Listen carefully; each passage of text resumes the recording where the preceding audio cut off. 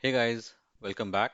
So today we're going to see one very interesting stock, from a sector which is the capital goods sector.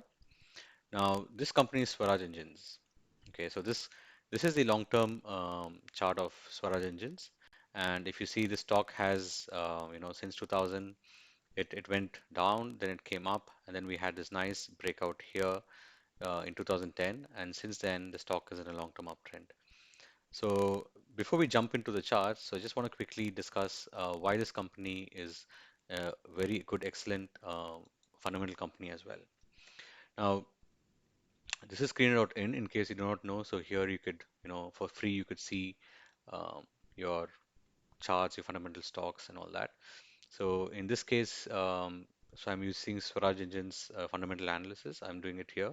So primarily what I look at is the sales. So first I look at the sales and the ROC and ROE number. So here if you see the ROCE, which is return on capital employed, is 40.1%, 1%, and ROE is 35.7%. Now, these numbers are really excellent for any company in the industry, right? And it is literally trading at a 23 PE when the company is actually generating a 48% return on the money it's, deploying in its company. So, that's one of the first key things that I noticed in this company. And the next thing is, if you see here, you also see a short description of what the company is doing, some key points.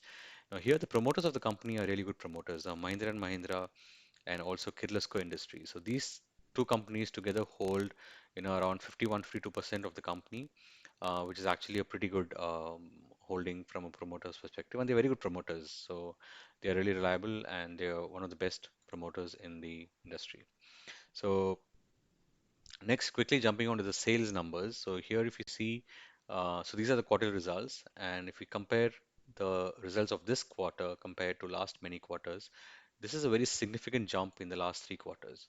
Right now, during the COVID crash, we did go down, but if you see, the company was predominantly doing around 200 crore sales, and now that has jumped to 300 crore mark. Now, this is very significant, and the company's profits also have seen a very significant jump to 44 crores this quarter.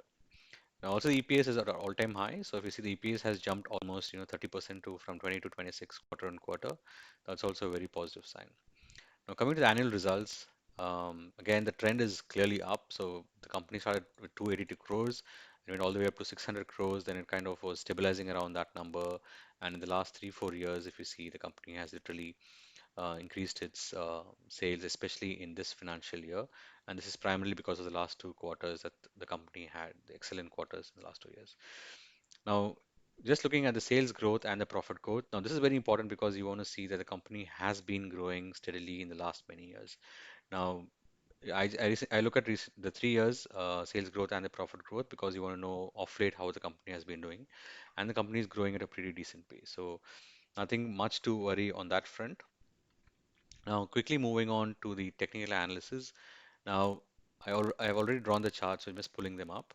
Now, the stock has been in a long-term uptrend since this breakout, which I mentioned here, right? So, since this breakout over here, the stock has been going up, steadily since from 300 odd levels to 2200 levels. Now, again, after that, it saw a massive downtrend just before, after that 2017 downtrend in majority of the Indian stocks. So it came from 2377 all the way to 800 odd levels, and now it is back to 1780 levels. Now, the reason I'm suggesting this stock is that technically it has taken support around the long-term trend line support.